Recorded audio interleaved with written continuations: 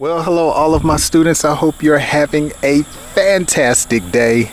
Welcome to another episode of Improved English with Jay. And I haven't done an episode in a few weeks, and so I thought I would switch things up and come outside because it's such a beautiful day. As you can see, I'm in the backyard, and I've been quite busy. Here's a tree that has fallen because we had some inclement weather a few days ago, and of course inclement weather has to do with bad weather, and so the storm knocked over one of the trees, and I may take you over there. But the last few weeks, actually months, I've been pretty busy. One of the things I've been doing is helping my neighbor because he slipped and fell and he injured himself, and so he's living by himself. His wife died 2 years ago, and so I've been coming over every day just about since he's gotten back on his feet. He had a health scare last year, and so he's doing much better. But last week he slipped and fell, and he's not able to get around for a few days the way he should, so I started feeding his dog. And come to find out, I'm getting ready to show you the dog. His name is Chester. And have you ever seen a dog that is blind and deaf? Chester is both. He is blind and deaf. Let me see if I can get you a shot. He's sitting right here. Notice if you will, he's laying in the yard. There he is, right there. He's laying in the yard. Chester. See, he can't hear me. He can't hear me at all. Like I said, he's blind and deaf. But nevertheless, I come over and I feed him every single day. And it got me to thinking that would make a great subject for today's podcast. I want to talk about some words that are synonymous with disabled, because Chester is surely disabled. Okay, he's not able to operate like a normal dog. And so I wanted to give you some vocabulary words, and maybe you can add to the list as I'm here looking at the tree. Let me show you the tree. Here's the tree that fell. And I told my neighbor I would help him with the tree. When it got cold, maybe I'd come over and chop it up with my chainsaw, but not until it gets cold, because around trees, bushes, and shrubbery, there's snakes. In fact, 2 days ago, I killed a snake. I was going to get my lawnmower, and there was a snake in the little barn that I have, storage barn, and I cut its head off. So I don't want to encounter any more snakes. It happened to be a venomous snake. It was a copperhead. And so I'm trying to be careful. I don't want to get bit and have an issue. But let's talk about some words that are synonymous with being disabled. Okay, so one, you have impaired. That is a word that we use often. Someone that is weakened in their ability to do things. They're impaired, whether it's physically or mentally. They aren't able to function properly, so we say they are impaired. A person's vision can be impaired. A person's hearing can be impaired. And so that's one way that we describe someone that is disabled. We say impaired. Another word that is popular, we use handicapped.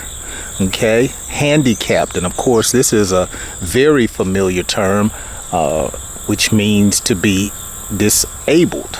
And those of you who are in the United States, you know that we can identify someone who is handicapped by an emblem of a person in a wheelchair.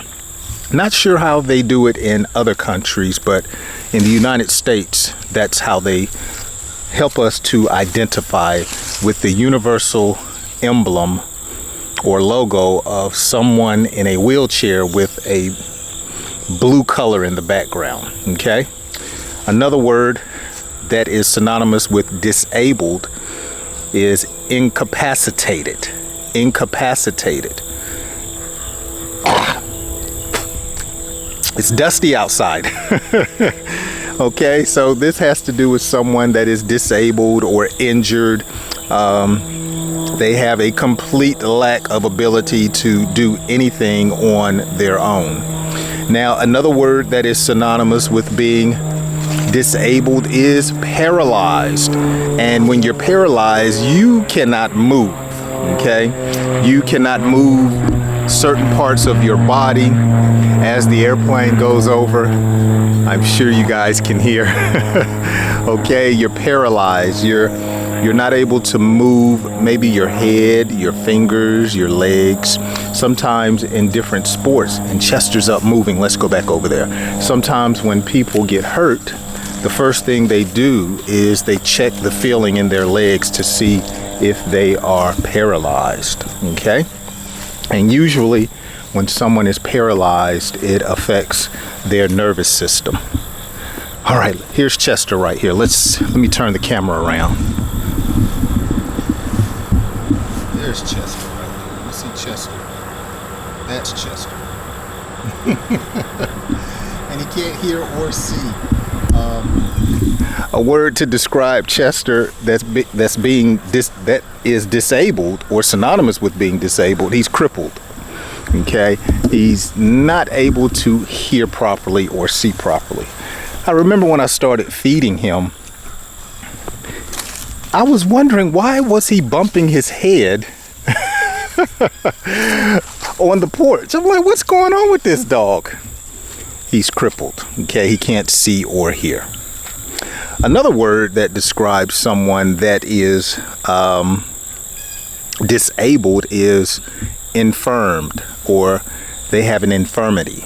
Okay, so they're sick or unable to move, and we would say they are infirmed or have an infirmity. Now, one word, it's kind of harsh to me, but I don't use it, but it is an English vocabulary word that describes someone that is impaired, deformed. So someone may not have the physical normality. Their fingers may not be normal. Their lips or their nose may not be normal. It's deformed. And so because it's deformed, it may not work properly. Okay, someone's hand, it may be stuck or not able to operate properly. And so we would describe that person as being deformed. Okay, so these are some words that are synonymous with being disabled. And like I said, when I saw Chester, I said, oh, poor dog. But he's a nice dog. He barks when anybody's around. I know he can still smell, so I'm pretty sure he's familiar with my scent. And so that's why he's not barking. But that's one thing we have to be grateful for every single day, is having our health and our strength. And we're not to the point to where we are impaired. So I wanted to switch it up. It's such a beautiful day. The sun is shining. The sky is completely blue, not a cloud for miles. And I just wanted to come outside and talk to you guys and do a quick episode of today's podcast to let you know some words that you can use that are synonymous with being disabled. Now, let me say this before I go back inside and get back out of the shade. If you're enjoying all of the free content, consider becoming a Patreon. And this is where I do plan to do my live sessions, stream live, get to meet you guys, as well as I give out my PDFs and other tools to help you improve your English. So there's a link down in the description, and I'm calling my Patreon supporters my star students. So if you desire to be a star student, join me over on the Patreon. Well, that's going to do it. I'm not going to keep you longer than necessary. I hope you have enjoyed today's episode of Improved English, and I have taught you some words that are synonymous with being disabled. Let me know down in the comment section, have you ever seen a dog that is blind and deaf? Let me know. I'll see you on the next episode.